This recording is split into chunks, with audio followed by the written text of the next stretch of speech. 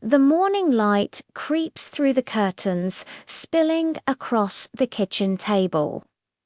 Eleanor Davis sits with her cup of black coffee. She's 74 and she's earned her vices.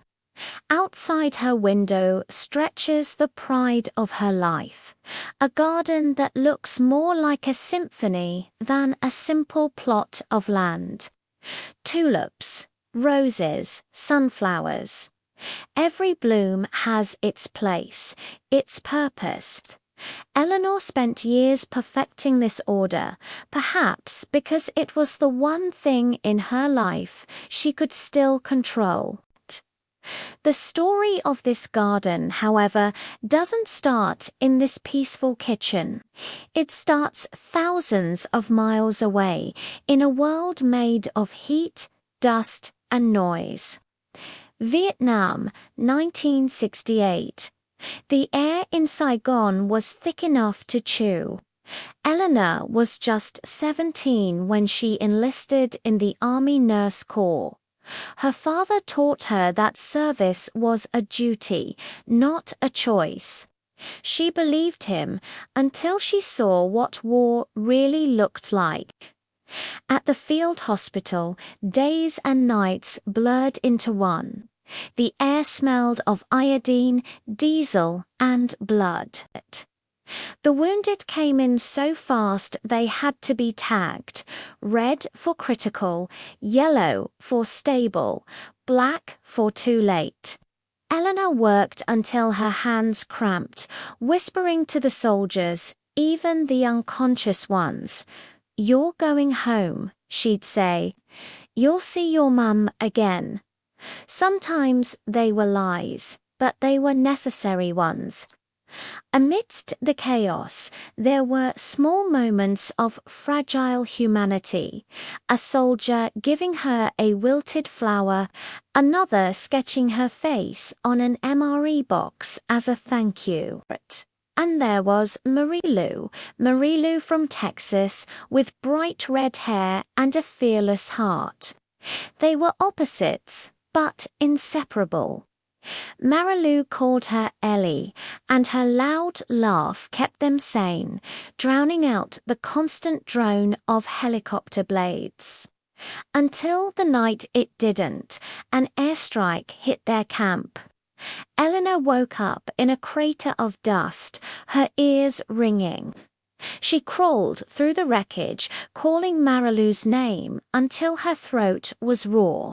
She found her beneath a collapsed tent, still and silent. Eleanor stayed beside her body until dawn, holding her hand.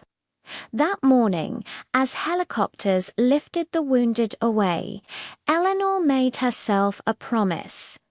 If she ever made it home, she would plant a garden one flower for every soul she couldn't save. She came back to the States in 1972.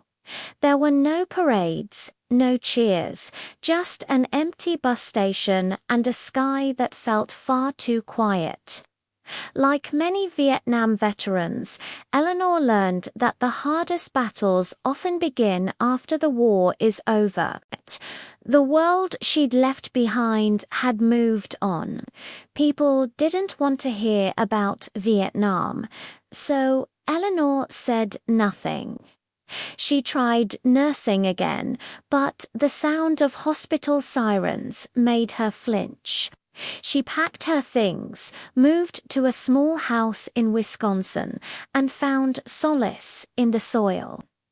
At first, the garden was small, just a handful of tulip bulbs and a single rose bush, but tending to it became her therapy. Each flower meant something. The dahlias were for the nurses who didn't come home, the sunflowers for the soldiers who did, and the white roses for the ones who never got to finish their letters home. Kneeling in the dirt, she didn't hear the echoes of helicopters or gunfire, only the wind, the bees, and the gentle rhythm of life returning. In time, she met Samuel, a quiet history teacher with kind eyes. He loved her garden and he loved her silence. They spent 40 years together, planting together each spring. When he passed, Eleanor buried his ashes beneath the old oak tree, trusting the garden to keep him company. One late April afternoon, she saw him, a lanky teenager, standing by the fence, a backpack slung over one shoulder. "Can I help you with something?" she called out. He straightened up. Yes, ma'am. I'm Ryan.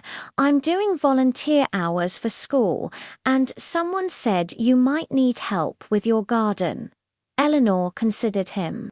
Messy hair, awkward stance, but his eyes were genuine.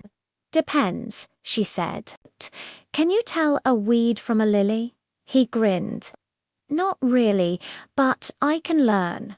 "Then grab a pair of gloves," she replied. "We'll see if you survive." He came twice a week.